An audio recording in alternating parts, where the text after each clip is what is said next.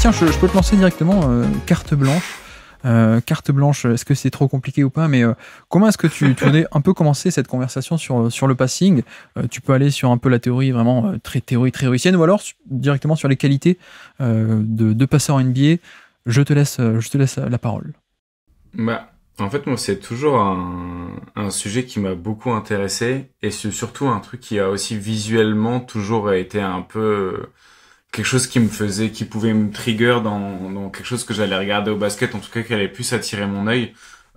Tu vois, par exemple, moi j'ai découvert Wembanyama vraiment depuis son arrivée en NBA. J'avais jamais regardé ce qu'il faisait en France avant ou même en Summer League. Et un des premiers trucs qui m'a vraiment sauté aux yeux, c'est les outils qu'il avait pour la passe. Et pour moi, c'est vraiment un moyen de sublimer un petit peu le collectif. Et en fait, je trouve que c'est une qualité individuelle qui permet de sublimer le collectif. Et donc, vu que le basket, c'est le sport collectif le plus individuel, je trouve que le passing est un peu au cœur de tout ça. Et moi, c'est un skills, en tout cas un talent, une particularité des joueurs qui m'a toujours beaucoup plu. Et je pense que ça vient aussi peut-être du premier joueur qui m'a vraiment touché au cœur, disons, qui était Rajon Rondo quand j'étais jeune adolescent. Et du coup, vraiment, c'est ce sujet-là qui me plaît beaucoup. Il y a un article, enfin non, un chapitre de Mike Prada là-dessus qui est hyper intéressant sur l'évolution de cette du skills en fait de passeur qui prend de plus en plus de place en NBA et aussi qui de manière un peu organique devient de plus en plus, en tout cas le niveau est de plus en plus élevé, mais à travers toute la NBA. Et en fait, il y a un peu ce truc-là de les passes qu'on pouvait voir à une époque qui étaient réservées à une élite, tu les retrouves maintenant il prend l'exemple de Talen Horton-Tucker du coup qui réalise une passe dans un match des Lakers avec vraiment je crois que c'est une passe à l'aveugle ou une passe dans le dos, une skip pass, en tout cas quelque chose qui était réservé normalement aux élites à une époque. Et il dit bah voilà, il y a un joueur des Lakers qui réalise une passe incroyable. Tu peux t'attendre à ce que ce soit LeBron, tu pourrais t'attendre à ce que ce soit Magic Johnson dans une autre époque. Et en fait non, c'est juste un mec qui a encore du mal à faire sa place en NBA. Et en fait, ce skills-là a pris de plus en plus de place pour plusieurs raisons. C'est que déjà, t'as de plus en plus besoin pour pouvoir exister en NBA, d'être un bon passeur. Vous en avez parlé dans l'épisode avec Tom, justement, des connecteurs, où c'est souvent, en fait, un peu l'étape d'après pour devenir un 3&D qui joue encore en NBA. En fait, il faut être capable de punir un décalage pas seulement par le tir ou par la finition, mais aussi par la passe. Donc maintenant, ça doit devenir un peu une extension d'un profil de joueur, même secondaire, même tertiaire. Je pense que Sam Merrill, par exemple, c'est un bon exemple d'un joueur qui peut être vu comme un shooter, alors qu'en réalité, il a des vrais skills de passe. Il peut réaliser des skip passes comme il en a fait la semaine dernière. Ouais. Alors que dans l'état, tu t'attends pas du tout à ça d'un joueur qui est catégorisé comme un shooter par des gens qui l'ont pas scouté en avant, mais c'est un peu ça.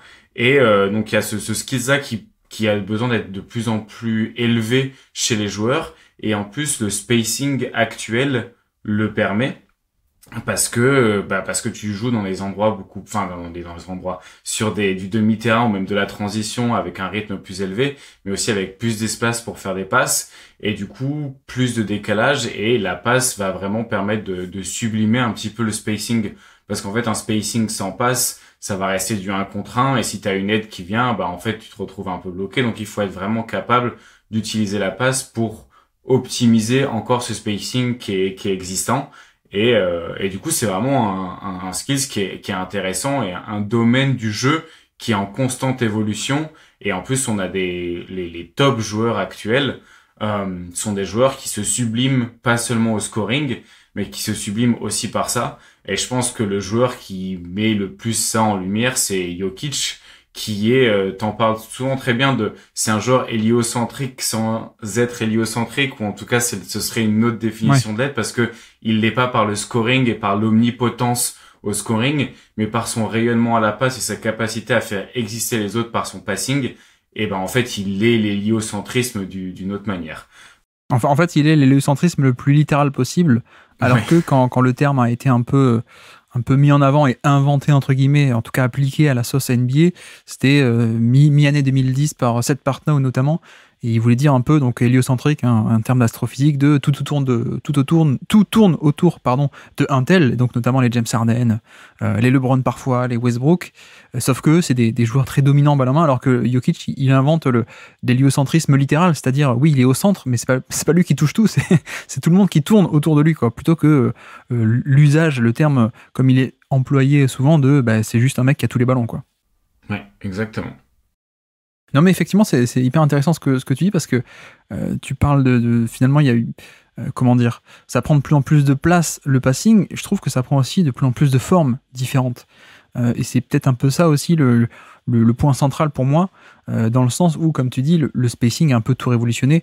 Et donc, non seulement le passing en termes de qualité générale est plus important, mais surtout, en fait, on retrouve on va le faire d'ailleurs, hein, des catégories et des qualités de passing très variées, en fait. Là où peut-être qu'avant, dans un jeu qui était beaucoup moins espacé, certes, on a toujours eu des passeurs d'élite, on a toujours eu si vous allez voir les vidéos un peu historiques de Ben Taylor, vous verrez que, comment il s'appelle, j'allais dire Luke Walton, non, Bill Walton, le papa MVP aux Blazers, qui faisait des passes absolument incroyables depuis le poste bas. Vous verrez des Magic Johnson qui, même sur demi-terrain, peut faire des passes dans des angles incroyables ou voilà, des trucs magiques, quoi. Enfin, littéralement magiques, je n'ai pas fait exprès. Mais alors, ça a toujours existé. Mais c'est vrai qu'à une époque, pendant longtemps, on a eu un jeu qui était finalement un peu plus fermé. Et donc, quand il n'y a pas d'espace, il n'y a pas d'espace pour passer, en fait. On a aussi, jusqu'à arriver à un peu, parfois pour caricaturer grossièrement, mais la caricature du jeu jusque dans les années 2000, un peu statique, un peu pas d'espace, et c'est aussi pour ça que le mi-distance ou le pull-up est devenu aussi important. C'est parce que en fait, qu'est-ce que tu veux faire d'autre quand il y a deux pivots dans la raquette qui t'attendent et qu'il y a aussi quelqu'un qui est sur l'aile mais pas à 3 points mais autour de la raquette. Voilà, tu peux pas driver, il n'y a pas d'espace pour faire bouger la balle parce qu'il y a juste pas d'espace pour tourner, pour bouger. Donc oui, on est arrivé un peu plus en plus à une époque où tout était un peu statique et fermé même. Et comme tu dis, en fait, en termes d'espace, ça fait 10-15 ans que ça explose l'espace, et donc plus tu as d'espace, plus tu vas chercher plus tu vas pouvoir l'exploiter surtout. Et c'est là qu'on va pouvoir arriver aussi à tout ce qui est justement des catégories de passeurs très différentes, parce que il y a plein de métiers différents autour de la passe aujourd'hui qu'on n'avait peut-être pas avant, parce qu'avant c'était juste un rôle qui était qui était possible, en fait. Ouais, c'est ça, c'est des rôles qui sont différents, des angles, des zones. Tu vois, il y a un truc qui serait intéressant, je pense, à faire. Il y a, je sais plus c'est quoi son nom de famille, un mec qui s'appelle Kirk, qui a fait un peu carrière en créant des maps, des shooting maps, là, des shooting cards, des shot cards. Goldsberry. Oui, voilà, exactement. Kirk Goldsberry, exactement, l'ami Kirk.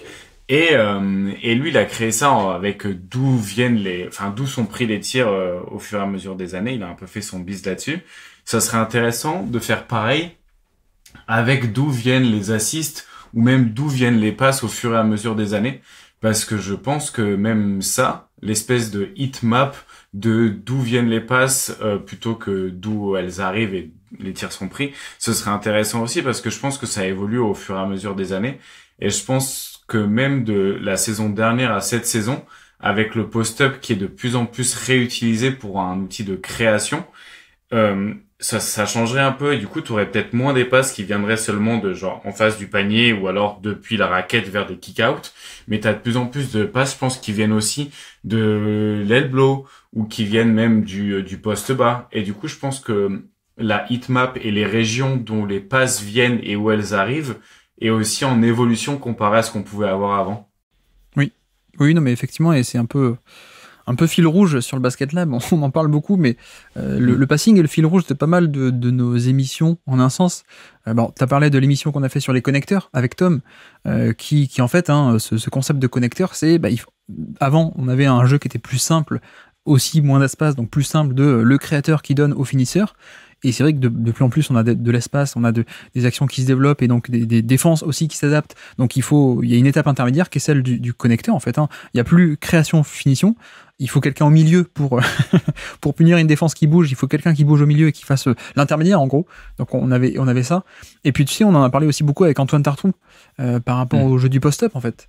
Il faut savoir que c'est aussi l'évolution des règles NBA, défense de zone, etc., qui fait que le jeu du post-up a un peu disparu, mais c'est pas que on a eu un trou générationnel en termes de scoreur de post-up, c'est aussi que avec l'autorisation de défendre en zone, un joueur de post-up qui ne savait pas passer la balle, ça devenait beaucoup plus compliqué à exploiter. Et c'est aussi une des raisons principales du fait que le jeu au poste des stars, on va dire, de haut poste bas, etc., a un peu diminué pendant un moment, c'est qu'en fait, il manquait le passing, quoi. Et dans le jeu, vu l'évolution du jeu et vu comment les défenses avaient le droit désormais de s'adapter, un mauvais passeur au poste bas, finalement, tu fais une prise à deux et puis c'est fini, quoi. Donc, le passing est aussi un élément, je trouve, important, qu'on a beaucoup discuté avec Antoine.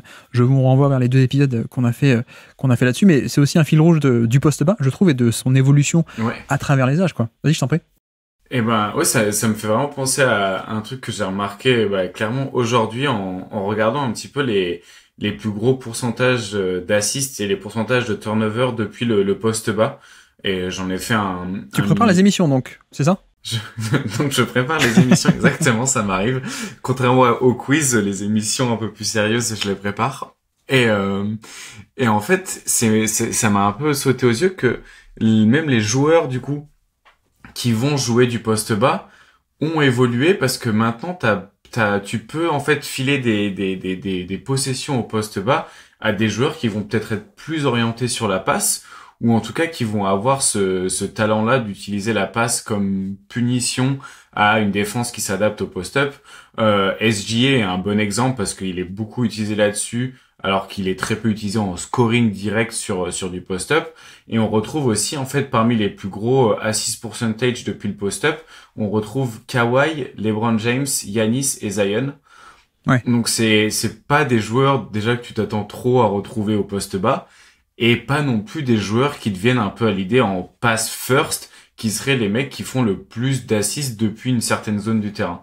Et pourtant, parce que ils ont la capacité de le faire, ils ont l'intelligence de savoir reconnaître des espaces et en plus par leur différentiel physique par rapport à leur match-up habituel sur le post-up, ils créent des décalages et du coup t'as un peu ces vases communicantes comme t'aimes les appeler qui fait que on peut leur offrir des positions au post-up parce que leur offrir des positions au post-up ça va permettre de créer un décalage organique et ce décalage organique peut être puni par la passe parce que eux sont des joueurs capables de passer et d'identifier les décalages. Et du coup, t'as un peu ce truc-là qui se met en place, le post-up évolue par ces joueurs-là qui sont des créateurs de décalage organique et qui sont capables d'utiliser la passe pour optimiser ces décalages. Oui. Et ça me fait aussi penser à un autre truc. Plus d'espace veut dire aussi plus d'espace notamment sur pick and roll, donc c'est aussi pour ça qu'on a aujourd'hui beaucoup plus de joueurs de pick and roll avec d'ailleurs des profils assez variés sur pick and roll, mais parce qu'il y a plus d'espace qu'avant. Mais tu sais, ça me fait aussi penser à un élément qui est que en fait ça va dans les deux sens pour moi, je trouve, cette évolution, c'est-à-dire que oui, tu as plus d'espace, donc tu as besoin de savoir passer le ballon dans différents rôles, à peu près à tous les postes, etc. Pour moi, il y a aussi l'inverse qui est que tu as aussi des joueurs qui, en tout cas les joueurs d'aujourd'hui, sont aussi plus passing native, si on peut dire. Je fais exprès d'employer ce mot parce que je sais que toi, tu as lu et tu as même interviewé Mike Prada, qui parle de shooting native, c'est-à-dire des joueurs qui ont évolué et ont grandi et se sont développés déjà dans un espace, dans une NBA qui avait de l'espace, donc ça change tout. Par exemple, un Wembanyama, peut-être qu'il y a 20 ans ou 30 ans, il n'aurait pas osé, il n'aurait pas appris, il n'aurait pas développé le jump shot, par exemple. Mais je pense que c'est un peu pareil pour le passing, où oui, forcément, tu as plus d'espace, donc il faut savoir le dompter. Mais il y a plus d'espace, c'est aussi en un sens plus facile relativement, en tout cas si tu as certaines qualités. Et tout ça pour dire aussi que, tu vois, sur les décennies d'avant, on a seulement quelques cas peut-être qui ressortent du lot en tant que géniaux, où il y a eu peut-être une moyenne plus basse, je ne sais pas, mais je pense aussi que certains joueurs d'avant, en fait, qui avaient certaines qualités de base intrinsèques qu'on va développer, d'instinct, intelligence de jeu, peut-être vision, qui avaient tout simplement, en fait, peut-être moins l'espace de s'exprimer avant, littéralement. Et peut-être que si ces joueurs-là avaient grandi aujourd'hui et s'étaient développés dans les années 2010 ou 2020, ils auraient été eux aussi peut-être plus passing native, quoi. Donc c'est aussi pour aller dans les deux sens, je trouve. Je sais pas si tu vois ce que je veux dire, mais il y a aussi le contexte qui fait que on a besoin de certains profils et de certaines qualités. Mais il y a aussi l'inverse où l'espace permet aussi de mieux s'exprimer pour certains joueurs, et peut-être que des joueurs d'avant, si tu le mets dans le jeu d'aujourd'hui, ils se seraient totalement adaptés eux aussi, quoi. Ouais, clairement. Et le fait d'être passing natif, c'est aussi lié peut-être à des joueurs qui changent un peu cette notion-là, et ça ramène un article qui a été partagé aujourd'hui même dans le Discord par Sixella, qui parle c'est un article de The Athletic de CJ Moore, qui parle du Joker Effect et de l'augmentation des intérieurs avec des aspects de playmaking dans leur jeu en NCAA. Et du coup, bah ça revient un peu sur ce que tu dis en fait, ils sont inspirés, beaucoup de choses s'inspirent et s'infusent en NBA, et par la croissance de ces intérieurs qui participent au playmaking et qui peuvent être des passeurs ou des hubs offensifs, et ben du coup ça influence aussi les futures générations de pivots qui participeront, qui joueront en NBA. Donc c'est clairement, ça rejoint un petit peu ce que tu disais avec les shooting natifs de la génération encore avant, où c'est des choses qui ont été ajoutées un peu au skill set nécessaire aux intérieurs. Maintenant vient le playmaking. Vous aviez aussi parlé avec Antoine du besoin d'avoir du dribble, enfin en tout cas d'être capable de faire quelque chose de ses mains. Et je pense que c'est un signe en fait de l'évolution un peu constante vers quelque chose de toujours meilleur, en tout cas de toujours plus complet des basketteurs et du skill set nécessaire pour être un basketteur capable de jouer des minutes régulières en NBA. Après, moi, j'ai un point central, après ce petit point historico-tactique peut-être, et l'évolution du jeu, mais j'ai un point central que j'ai déjà répété sur le Basket Lab, donc je vous serai pas surpris, mais un peu séparer la notion de création et de passing. Je sais pas si tu vois ce que je veux dire, mais un peu ce côté où finalement par abus de langage on dit passeur, passeur, mais il y a un peu deux éléments pour moi. Il y a d'un côté les qualités de passing pur qu'on va peut-être développer, donc le fait de savoir faire une passe, la précision, etc. Ok. Et de l'autre côté, il y a aussi la notion qui du coup n'est pas opposée mais qui est plus globale pour moi et qui l'englobe, c'est la qualité de création à une échelle plus grande. Et quelle est la différence? C'est que pour moi la création, qui est la notion plus générale, il y a du passing certes, mais il y a aussi une notion qui est fondamentale pour moi, c'est le scoring en fait. Et c'est à quel point est-ce que tu peux être dangereux au scoring. Et pour moi les deux vont de pair, et ce qu'on va détailler dans pas mal de catégories, pas mal de choses aujourd'hui je pense, mais c'est que c'est un élément qui à mon avis est très est peut-être pas assez mis en avant, mais en fait à quel point tu es un bon créateur au sens de distribuer le jeu, ça dépend aussi de à quel point est-ce que tu es un bon scoreur en fait, parce que il y a plein de profils qui sur les qualités de passing pur peuvent être très bons, excellents, voire même des génies, on parle de Rondo, de Rubio, etc., mais qui il leur manque peut-être la gravité de scoring, la menace de scoring, ce qui fait que les défenses en face ne se découvrent pas en fait. C'est un peu ça le point clé. Alors c'est pas nouveau, comme dit, j'en ai littéralement parlé dans l'épisode 1 du Basket Lab, le fameux théorème Westbrook-Rubio, l'un qui est plutôt Westbrook extrêmement fort en termes de scoring et de dangerosité, et qui du coup crée des décalages, qu'ensuite il a le passing pour les exploiter, alors que Rubio c'est un niveau de passing pur qui est bien au-dessus, mais comme il n'arrive pas à créer des décalages, il n'arrive pas à faire que la défense elle sorte un peu de ses rotations ou créer du chaos, parce qu'il a pas assez bon scoreur, du coup il a un passing génial, mais je pense qu'au total il crée moins de jeux parfois que Westbrook, qui juste avait des qualités de passeur moins bonnes, mais qui avait une telle menace que du coup il avait une création au sens global qui est plus importante. Je sais pas toi ce que tu en penses, mais pour moi c'est un peu fondamental là-dessus, et sur certains trucs dont on va parler aujourd'hui, il n'y a pas que le passing en lui-même en fait, il y a aussi un élément de scoring, surtout à côté du passing, et parce qu'en fait tout est lié dans le jeu aujourd'hui. On peut pas juste dire on met un bon passeur qui sait rien faire d'autre, parce que ça marche pas, et on va pas parler de noms encore, mais il y a déjà certains noms qu'on a en tête, quoi. Ouais, clairement, il y a des noms qu'on a en tête. Par exemple, même au-delà du scoring, c'est aussi la création par la création de décalage par lui-même. Là, tu peux penser à un joueur comme Giannis. Je sais pas à quel point il va revenir dans des catégories sur les meilleurs passeurs, mais en réalité, il crée beaucoup pour ses coéquipiers via des passes, mais c'est pas parce que c'est un bon passeur. Enfin, mais c'est pas que, ouais. Oui, voilà, tu vois ce que je veux dire. C'est-à-dire que quand, je sais pas, je crois qu'il y avait eu, genre, l'espace de 2 jours, 2 tweets d'affilée qui avaient un peu popé sur, genre, regardez les passes de Giannis, il sait faire la même chose que Jokic. Attention. Mais c'est parce que, du coup, par sa domination physique et sa menace au scoring, au drive, et un peu de toutes les manières, en fait, parce qu'il crée des décalages par sa simple présence sur le terrain, il en devient un passeur très correct, parce qu'en plus, du coup, il y a la répétition qui vient.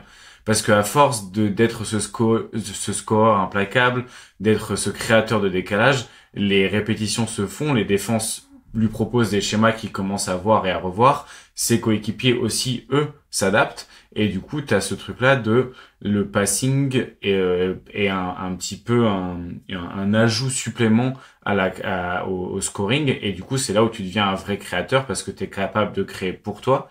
Et en fait, tous les décalages que tu crées, c'est aussi ce qui va bénéficier les autres. Encore une fois, dans l'idée d'une synergie collective.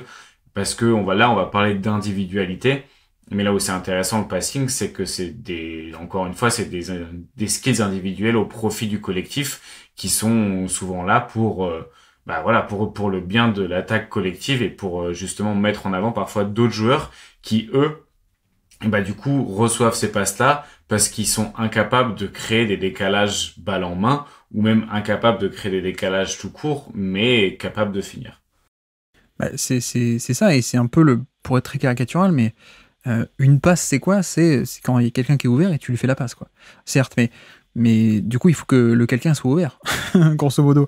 Mais encore une fois, pour être très grossièrement caricatural, mais souvent on a encore majoritairement des défenses de homme à homme, donc chaque défenseur sur son attaquant.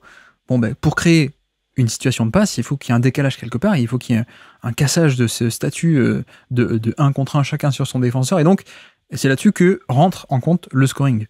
C'est là-dessus que est-ce que tu es capable d'être assez dangereux pour créer ces décalages, pour perturber cet état stable, comme j'aime le dire aussi, de chacun sur son attaquant. Et voilà, c'est pour ça que pour faire une passe, en fait, il faut être dangereux au scoring. Et même plus globalement, du coup, pour moi, en fait, les meilleurs créateurs collectifs, les meilleurs créateurs au sens de playmaking collectif en NBA, en fait, ils ont les deux. C'est pas que du passing pur, c'est qu'en fait, ils ont aussi la menace du scoring, parce que tout est lié, encore une fois. Et tout est lié partout, en fait. On parlait du post-up. Voilà, le post-up, le scoring de post-up ne va pas sans le passing de post-up. Tu parlais du dribble aussi dans l'espace. Il y a de l'espace, ok, mais pour l'exploiter, il faut aussi du dribble. Et en fait, tout est lié. Et c'est là-dessus où je pense qu'il faut ainsi insister, je trouve, en tout cas, moi, j'ai envie de le faire sur ce côté, dans la création, et je parle de création pour autrui, même dans la création pour autrui, il y a une notion de scoring. Il n'y a pas que du passing, parce qu'il faut un peu cet équilibre, et il faut finalement cette étincelle pour créer des opportunités de passe qu'ensuite tu peux exploiter ou pas. Merci d'avoir écouté cet extrait. S'il vous a plu, l'émission complète est disponible en description, et on se donne rendez-vous sur le feed principal du Basket Lab pour l'intégralité des podcasts. À bientôt.